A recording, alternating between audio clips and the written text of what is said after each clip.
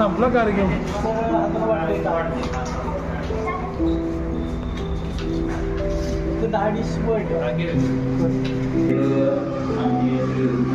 रवींद्र कांबळे हे या ठिकाणी उपस्थित आहेत.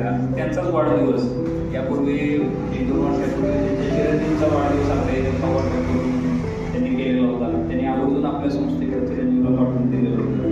आदरणीय रवींद्रदादा हे आपल्याच पेठेमध्ये त्या बाजूला राहायला तिथं आहे आणि त्यांचं सामाजिक काम हे खूप मोठं आहे.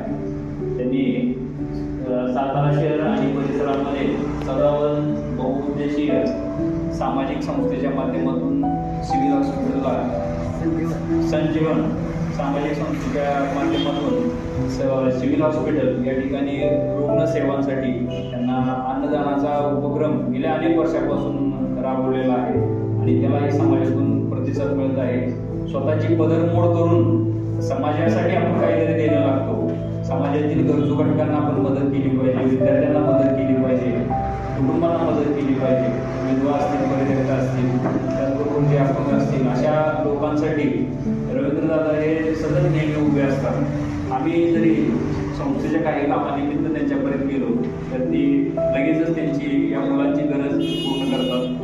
गेल्या 1 वर्षापासून त्यांनी इच्छा व्यक्त केली होती की शाहू बोर्डिंगमध्ये मला यायचं आहे. माझी त्यांची भेट झालेली होती. त्यावेळेस नुकतेच ते आजारपणामधून सावरलेले होते. त्यांना काही आजारपणामुळं त्यांचं शरीर हे त्यांना साथ देत नव्हतं, परंतु त्यांची एक दुर्दैवी इच्छाशक्ती आपण म्हणतो आणि त्या इच्छाशक्तीच्या जोरावर आज आपल्यासमोर तिथं दादा आपल्याला बसलेले दिसत आहेत. आपण त्यांचा वाढदिवस करतो.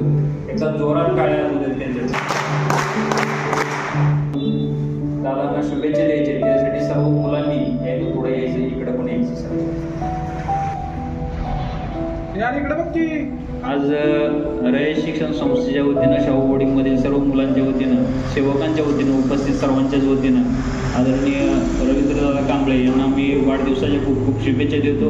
त्यांना दीर्घायुष्य, उत्तम आरोग्य लाभो अशी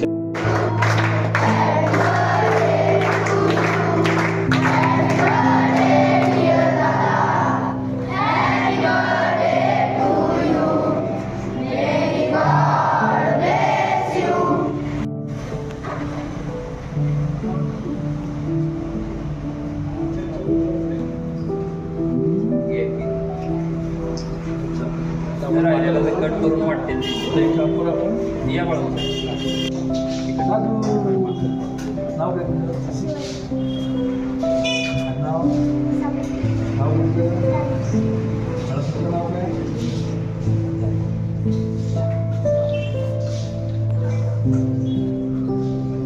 मुलांचा ड्रेस छान आहे. ड्रेस छान आहे म्हणतो.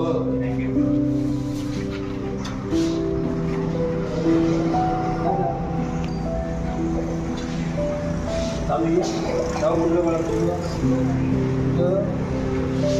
बाळा तुझं